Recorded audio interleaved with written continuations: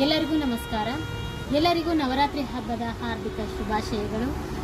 ಇಂದು ನವರಾತ್ರಿಯ 2ನೆಯ ದಿನ ಬ್ರಹ್ಮಚಾರಿಣಿ ದೇವಿಯ ಆರಾಧನೆ.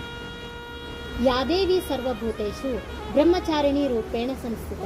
ನಮಸ್ತಸ್ಸೈ ನಮಸ್ತಸ್ಸೈ ನಮಸ್ತಸ್ಸೈ ನಮೋ ನಮಃ. ನವರಾತ್ರಿಯ 2ನೆಯ ದಿನ ಅಂದರೆ ನವದುರ್ಗಿಯ ನವರೂಪಗಳಲ್ಲಿ ಇಂದು 2ನೆಯ ದಿನ ಬ್ರಹ್ಮಚಾರಿಣಿ ದೇವಿಯ ಆರಾಧನೆಯನ್ನು ಮಾಡಲಾಗುತ್ತದೆ. ದುರ್ಗೆಯು ಮೊದಲನೆಯ ದಿನ ಶೈಲಪುತ್ರಿಯ ರೂಪದಲ್ಲಿ ಕಾಣಿಸಿಕೊಂಡರೆ 2ನೆಯ ದಿನ ಬ್ರಹ್ಮಚಾರಿಣಿಯ ರೂಪದಲ್ಲಿ ಕಾಣಿಸಿಕೊಳ್ಳುತ್ತಾಳೆ.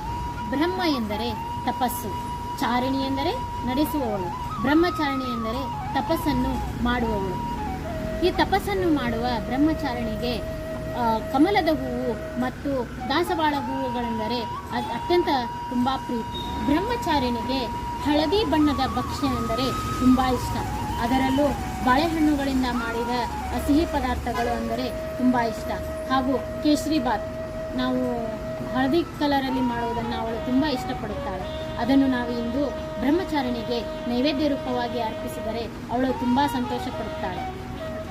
ಬ್ರಹ್ಮಚಾರಿಣಿಯ ಆರಾಧನೆಯನ್ನು ಮಾಡುವುದರಿಂದ ವ್ಯಕ್ತಿಯು ತನ್ನ ಜೀವನದಲ್ಲಿ ಸುಖ, ಶಾಂತಿ, ನೆಮ್ಮದಿ, ಸಂಪತ್ತು ಎಲ್ಲವನ್ನೂ ಪಡೆದುಕೊಳ್ಳುತ್ತಾನೆ. ಹಾಗೆ ನಾವು ಇಂದು ನವರಾತ್ರಿಯ 2ನೆಯ ದಿನ ಬ್ರಹ್ಮಚಾರಿಣಿಯನ್ನು ಸುಖ ಸಂಪತ್ತುಗಳನ್ನು ನೀಡಿ ರಕ್ಷಿಸು ಎಂದು ಎಲ್ಲರೂ ಬೇಡಿಕೊಳ್ಳೋಣ.